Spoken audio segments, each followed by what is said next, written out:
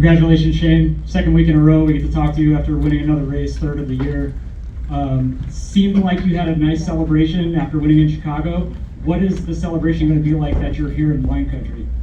Yeah, it's amazing day, and we had a great time as a team last week. So yeah, to do it again it's hard to put into words at the moment. We'll probably get home a bit too late tonight to celebrate, but yeah, you just have to appreciate the run we've had. Like, for us, it was a tough start to the year. We've gotten better and better, and yeah, as a team, it's such a cool atmosphere to be a part of, and so special to share it with these guys and girls. We'll go to Zach, then the Crystal, my man on the left here. Zach Sternio, NASCAR.com. Shane, congratulations on this one. I'm curious, what were your emotions throughout the first half of the year? Just getting up to speed on the ovals and really learning this car, and how does that contrast to what this last month has been, now winning 3 of the last 5? Yeah, it's weird. Like, we were coming 50th, it felt like, but it wasn't complete end of the world. I felt like I was getting better as a driver, getting closer to my teammates and starting to match what they were doing, and you could just feel that we were better than what we were. It just had to sort of click, and yeah, the last month and a half, 2 months, we've really started getting better, the 88 car, and then also the team as well. We've really started getting better and better. So yeah, it's 4 wins for us now as a team, and it's been an amazing turnaround for everyone. And yeah, I'm not under any illusion we're going to go out next week and win, but I'd like to keep that progression going and keep starting to build towards the midfield and then the top half of it. You also had 3 late restarts there, restarting along the front row with Chase Briscoe. What was racing with him like? Were you able to pick up on anything that he was trying to do on those restarts? And can you talk about that battle there late as well? Yeah, it was tough. There were so many marbles. This soft tire leaves so many marbles around the track, and you're trying to be respectful when you line up too wide, but you end up pushing each other into the marbles, and even though you're not trying to, and then we'd both take off and you could hear the marbles flicking up on the guards and stuff. It was really slippery, but you just know all those people up the front there. It was the 19, 24, 20, I think we were really mainly racing, and they're great guys to race. I always race well with them and enjoy racing them, and I knew Chase wasn't going to do anything stupid, but he got really close at turn 2 a couple of times, and yeah, he had a proper crack. It was cool racing. Crystal. Crystal Play Racing Refresh, I have 2 questions for you.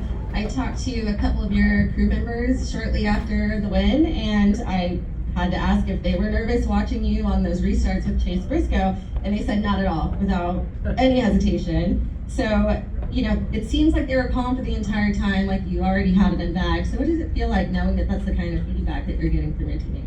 Yeah, that's pretty awesome they have that confidence, because I certainly didn't. You never know with NASCAR, on the restarts everyone goes crazy, and I just had to execute, put my car in the right places. But yeah, as soon as those yellows get coming out, there's so much dirt and oil and stuff on the track. Yeah, just trying to make no mistakes, but it sounds like I was more nervous than that. And then also my second question is more for the culture. I noticed that you didn't take a sip of the wine in victory lane. Maybe I missed it. Are you just waiting for a proper Sauvignon Blanc since you're a Kiwi, or was this a choice based off of the sip of Red Bull that you had first? I could see my crew chief's eyes light up when it got handed to him, so I'm glad I handed it to him, and he finished it in one go, which was very impressive. I don't know if he's been in here yet, but he might be talking funny. We'll go over here. Hey, Shane, right over here, Keenan O'Doherty, Press Summer Guy, congratulations. Obviously, yesterday didn't go your way, but from a mindset perspective, how were you able to kind of shift your focus so quickly in such quick turnaround for this race today?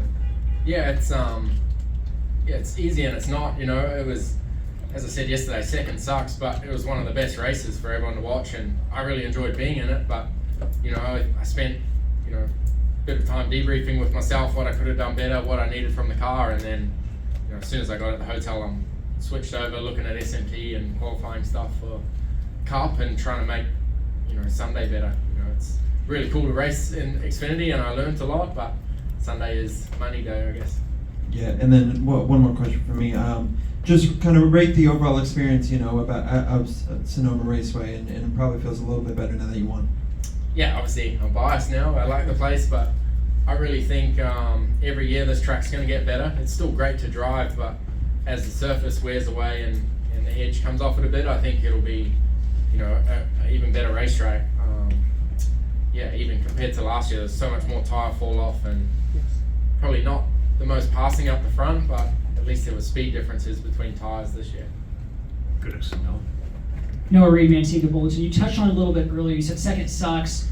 Your teammate Connor Zilic got the best of you, but you proved today, hey, I got the Cup Series win. I'm sure you're going to talk to Connor later. What are you going to say to him? Thanks for not being in the race. Yeah. I'm going to have to race him a lot in the future, right? He's a star of the sport, or going to be even more so. And yeah, racing him yesterday, he doesn't look like he's 18. You know, he's placing the car in perfect spots and drives amazing, and he's an awesome young kid. So yeah, if he ends up being my teammate or not next year, I hope he does. It'll be a lot of fun. Last question for you is, you mentioned obviously the progression on the ovals. I'm curious if there's an oval that you either have visited or are going to visit with the Cup Series that you're kind of itching to get that first oval win at. All the left-handed ones. Great answer. That was dicey, but I knew that there was going to be probably a third field stay out, and that was enough of a buffer for us to just stay out, let him do his thing. Thank you. All right, we'll go ahead and open up to questions, and we'll start up here in the front. Hi, just curious, why was the 88 just so dominating today? Most of it's Shane. We did get the car better. He was not happy with it in practice. We made a bunch of changes for today, and made the right changes, and he was pretty happy with it today and was able to just control the race, save his tires, kind of just manage his gap and use him at the end when he needed. Is there one change that maybe adjustment that you made that you're thinking, okay, that's it, there's the difference right there? There might be, but I'm not going to tell you that. Okay, we'll go to the back corner, and then we'll go over to Zach. Congratulations, Stephen, Brian, Bestworks Media. Was there ever a point in this race that you guys actually felt that one or maybe a couple of drivers were going to have anything for Shane? Honestly, no. A little bit nervous when the caution came out at the end. Just hoping that at least 10 stayed out, and then once we had 13 or 14 stay out, I felt pretty good about it. Okay, we'll go back here to Zach, and then we'll come over here. Zach Sterniolo, NASCAR.com. Congratulations on this. I am curious though, when Shane tells you that he's unhappy with the car yesterday during practice, how does he articulate what changes he needs from the car for you to have an idea of where to adjust and how to adjust to get it more to his liking? Yeah, so we've done a lot of simulator work leading up to this race. So when he explains what he needs, we've already run through a lot of those changes on the simulator. So it's pretty easy to plug and play some of those changes. You go over here. Sorry, Keenan O'Doherty, Press Democrat. Third road course win in a month. I mean, pretty unheard of since Jeff, last person here was Jeff Gordon back in 98, 99. I mean, what is that really a testament to in terms of Shane's ability to drive on a road course? I mean, he's something NASCAR has never seen on road courses. It's just an honor to be a part of it. This team has done a great job building from the beginning of the year till now to get to the point where we can do this, dominate these races. The car is obviously in a good spot too, but he's amazing. I don't know much what else I can say about it. He shows it every time we come to one of these tracks. Okay, go ahead. Rodrigo, the Sports Gambling Podcast Network. So, listen, you have an outstanding road course driver. I know you're never fully relaxed over there on the pit stall, but how much more relaxed do you feel with a guy like Shane Van Gisbergen, knowing that you can make a call and he'll just turn it into magic? Yeah, I'm always pretty relaxed, honestly. But yeah, it's easier with him. You have a good gauge on how much tire he's saving, so calls like that at the end are easier with somebody like him. He gives you the confidence to know that he's got enough in the tank to fend off anybody that's coming behind him. Okay, go back to Brian.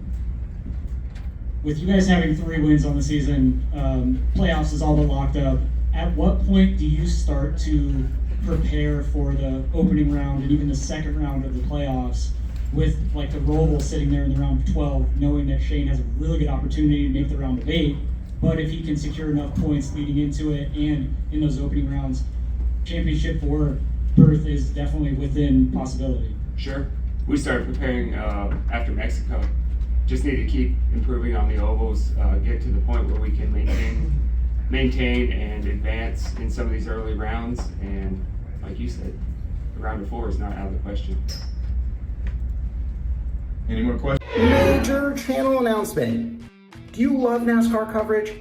Well, as part of Frontstretch building its platform, we're now offering an option for paid subscribers. For just $3.99 a month, you'll be rewarded with exclusive content you can't find anywhere else.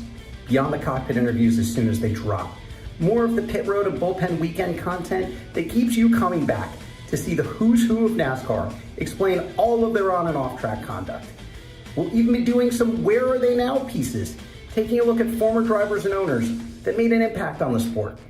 Want more direct contact with your favorite Frontstretch reporters? No problem. We'll give you a chance to communicate directly with monthly Q&As. Your questions are what drives us to find answers. That's why we're here. The best seat at the track and the best view on the net for all of your quality motorsports coverage. Come take the green flag with us.